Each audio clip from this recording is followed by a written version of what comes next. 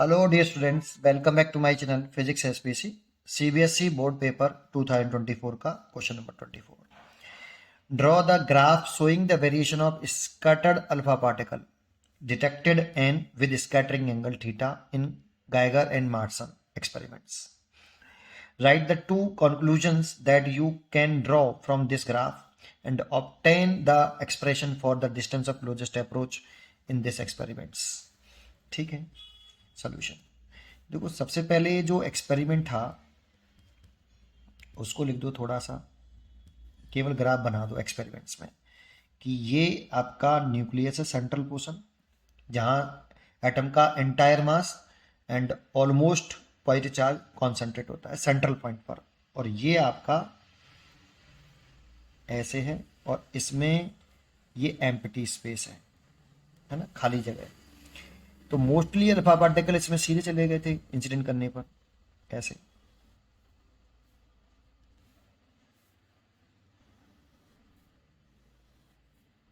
सीधे चले गए ऐसे, और लार्ज अल्फा पार्टिकल अपने पास से ऐसे डिफ्लेक्ट हो गए. जैसे जैसे न्यूक्लियस के पास आ रहे हैं डिफ्लेक्शन बढ़ रहा है ऐसे.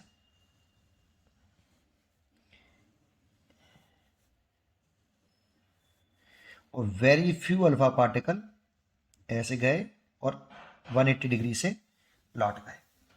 इस एक्सपेरिमेंट से ही ग्राफ बनाया उन्होंने आपका number of scattered alpha particle. इनको स्कैटर्ड अल्फा पार्टिकल जो इससे पार हो गए है ना, उसके लिए नंबर ऑफ, ये इंसिडेंट अल्फा पार्टिकल, ये स्कैटर्ड अल्फा पार्टिकल है ना, और इसको स्कैटरिंग एंगल बोलते हैं हम, कि इंसिडेंस अल्फा पार्टिकल की डायरेक्शन और स्कैटरिंग अल्फा पार्टिकल की डायरेक्शन के बीच में एंगल, स्कैटरिंग एंगल. तो ग्राफ बना रहे हैं हम किसके बीच में, पहला वाला पार्ट का सोल्यूशन कर रहे हैं कि ये ग्राफ बना सकते हो. यहां लिख दो स्कैटरिंग एंगल थीटा डिग्री में,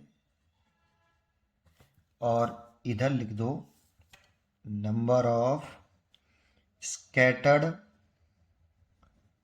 अल्फा पार्टिकल. जानते हो ये हमें क्या करना है, कितने alpha particle scattering angle zero से पास हुए, कितने कितने एंगल से डिफ्लेक्ट हुए. तो इसका डायग्राम कुछ इस तरह से आता है बेटा, ऐसे. और रिलेशन होता था n proportional to 1/sin4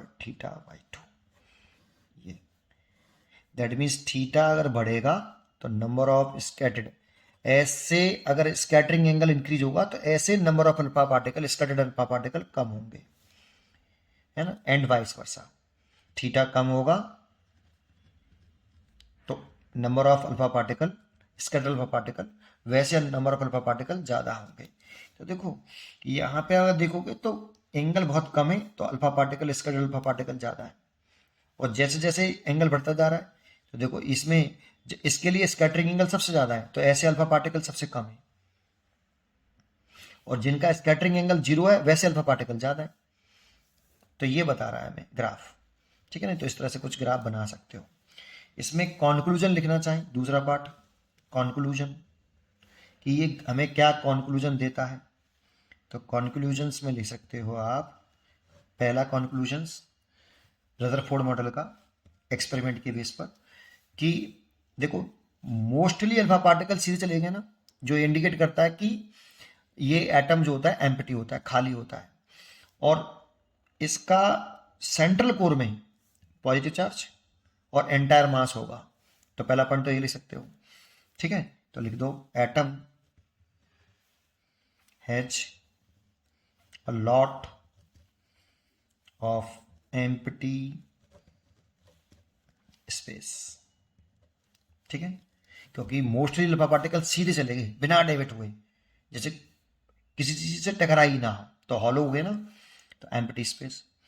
and practically the entire mass of the atom is confined to an extremely small, extremely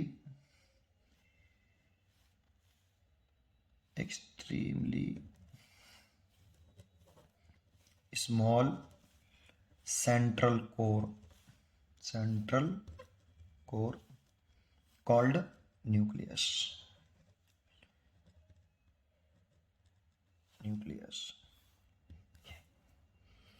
है ना।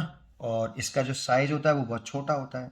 हुज साइज, ये लिख दो और थोड़ा सा, न्यूक्लियस का size, whose size of the order 10⁻⁻⁻15 metre. देखो एटम, ये एंटायर मास यहीं पर है ना। तो एक तो पॉइंट ये निकाला कि मोस्टली पार्टिकल सीधे जा रहे हैं, है ना। और दूसरा पॉइंट इसमें और लिख सकते हैं कि ये स्कैटर्ड क्यों हो रहे हैं, ड्यू टू इस पर पॉजिटिव चार्ज रहा होगा तो रिपल्सन की वजह से ये, और अल्फा पार्टिकल भी पॉजिटिव चार्ज तो रिपल्सन की वजह से ये अपने पास से डेविएट हो रहे होंगे। सेकंड पॉइंट लिख सकते हो आप इसमें ये कि the scattering of alpha particle, और अल्फा पार्टिकल पर पॉजिटिव चार्ज होता है 2e, is due to the Coulomb law of electrostatic force of repulsion between positive charge of nucleus and alpha particle। Alpha particle पे भी positive charge और इस पे भी। तो देखो ये ऐसे, तो ये 2 पॉइंट तो आप इसमें कंक्लूजन में लिख सकते हो। ठीक है, तीसरा कह रहा है आपसे डिस्टेंस ऑफ क्लोजेस्ट अप्रोच को के लिए फॉर्मूला ड्राइव करो। तो distance of closest approach heading डाल दो, डिस्टेंस ऑफ क्लोजेस्ट अप्रोच। तो देखो ये आपका एटम हो गया और ये न्यूक्लियस हो गया। इस पर प्लस का जेड चार्ज होता है बेटा, है ना, क्योंकि जेड है नंबर ऑफ प्रोटॉन्स। एक प्रोटॉन पे चार्ज ई तो 2 प्रोटॉन पे चार्ज 2e, तो जेड प्रोटॉन पे चार्ज जेड ई। और ये है आपका अल्फा पार्टिकल, और इससे इनिशियल वेलोसिटी है अल्फा पार्टिकल की, और इस अल्फा पार्टिकल का मास है हमें, इसको ऐसे भेजा। तो देखो इस पे है पॉजिटिव चार्ज प्लस के 2e, और न्यूक्लियस पे भी पॉजिटिव चार्ज है। तो जैसे जैसे इसके क्लोज आएगा तो रिपल्सन फोर्स बढ़ेगा, उसकी वजह से इस अल्फा पार्टिकल की वेलोसिटी घटती जाएगी, और किसी इंस्टेंट टाइम पर जाके इसकी वेलोसिटी 0 हो जाएगी, और वहीं से ये बैक कर जाएगा, ऐसे ऐसे जाएगा और ऐसे लौट आएगा। मैं थोड़ा सा इसको ऐसे समझा देता हूँ, ऐसे लौटेगा। जहाँ से वापस जा रहा है उसको यहाँ से यहाँ तक की डिस्टेंस को हम बोलते हैं डिस्टेंस ऑफ क्लोजेस्ट अप्रोच। तो एक्चुअल में और अच्छा बोले तो देखो यहाँ पर इसकी इनिशियल काइनेटिक एनर्जी है, और जैसे जैसे ये इसकी क्लोज जा रहा है तो काइनेटिक एनर्जी घटती जा रही है, और यहाँ पे आके इसकी काइनेटिक एनर्जी 0 हो गई है।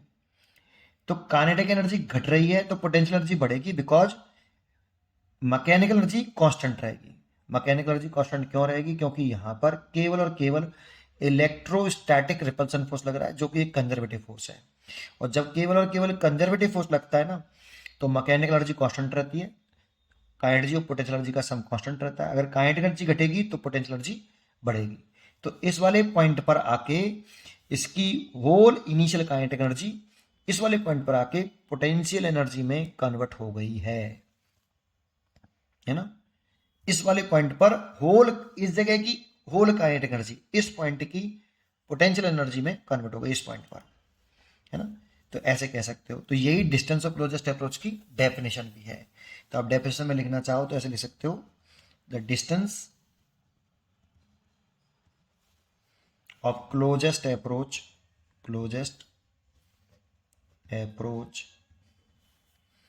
is defined as the distance of charge particle from the centre of nucleus. देखो डायग्राम में, देखो आपको ये सब दिखेगा ऐसे कैसे ही, सेंटर ऑफ न्यूक्लियस। देखो डिस्टेंस ऑफ क्लोजेस्ट अप्रोच, इसकी बात कर रहे हैं, ये सेंटर ऑफ न्यूक्लियस हो गया और ये पार्टिकल हो गया। तो distance of closest approach defined as the distance of charge particle, ये अल्फा पार्टिकल ही तो यहाँ पे ये चार्ज पार्टिकल हो गया, from the centre of nucleus at विच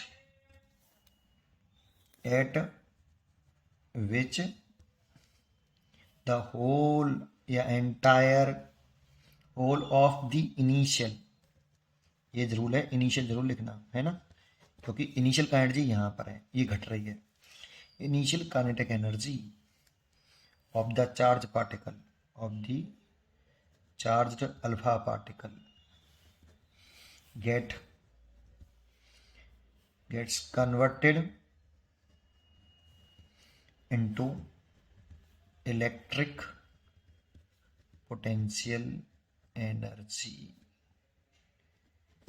तो डेफिनेशन को ध्यान से देखो, तो इस जगह पर आके इस अल्फा पार्टिकल की जो इनिशियल काइनेटिक एनर्जी है यहाँ पे है, यहाँ पे जीरो गई, तो कहाँ गई, तो इस जगह पर आके whole kinetic initial kinetic energy इस वाले पॉइंट पर पोटेंशियल एनर्जी में कन्वर्ट हो जाए, उसी डिस्टेंस को हम क्या बोलते हैं, न्यूक्लियस से उस पॉइंट तक की डिस्टेंस को हम डिस्टेंस ऑफ क्लोजेस्ट अप्रोच कहते हैं। तो इनिशियल काइनेटिक एनर्जी इस पॉइंट की पोटेंशियल एनर्जी के बराबर है बेटा। इनिशियल काइनेटिक एनर्जी यहाँ की जो इनिशियल काइनेटिक एनर्जी लॉस होकर यहाँ पे खत्म हो गई, और इस जगह पे जो पोटेंशियल एनर्जी होगी वो इस इनिशियल एनर्जी के इक्वल होगी। तो ये पोटेंशियल एनर्जी इस पॉइंट की है। तो एनर्जी तो हो गई आपकी half M B square initial. Potential energy लिखते कैसे हैं बेटा, पोटेंशियल एनर्जी लिखते हैं 1/4πε0 Q1 Q2 ओवर आर। ये स्केलर क्वांटिटी होती है और दो चार्ज के बीच की सेपरेशन होती है आपकी आर, बिस साइन लिखते हैं। तो लिख दो 1/4πε0 Q1 Q2 लिखें तो इस पर चार्ज है 2e और इस पर चार्ज है ZE, और इस जगह पर कन्वर्ट हुई है, इसलिए डिस्टेंस कितनी है R0। तो सॉल्व कर लो इसको, R0 निकालना है तो R0 इज इक्वल टू 1/4πε0। तो इसको यहाँ ले आए और इस पूरे को नीचे ले आए, तो 2ZE² divide by half mv²। तो काइनेटिक एनर्जी लिख सकते हैं जगह पे, ऐसे लिख सकते हो आप इस फॉर्मूले को, 2ZE² बटे इनिशियल काइनेटिक एनर्जी, है ना। या फिर इसको ऐसे लिख सकते हैं 1/4πε0, ये ऊपर जाएगा तो 4 हो जाएगा, 4ZE² अपॉन mv²। तो ये डिस्टेंस ऑफ क्लोजेस्ट अप्रोच किस पर डिपेंड करता है, काइनेटिक एनर्जी पर। जितनी इस काइनेटिक एनर्जी को आप इंक्रीज कर दोगे, इनिशियल काइनेटिक एनर्जी को, डिस्टेंस ऑफ क्लोजेस्ट अप्रोच उतना ही कम हो जाएगा, ये है ना, ये इंपॉर्टेंट है। या स्पीड बढ़ा दो, स्पीड पर डिपेंड करता है, ठीक है। तो आप ये कह सकते हो, ये आपका डिस्टेंस ऑफ क्लोजेस्ट अप्रोच के बारे में सेंटेंस हो गया। उम्मीद करता हूँ कि आपको ये क्वेश्चन जरूर समझ में आया होगा। पढ़ते रहिए और खुश रहिए।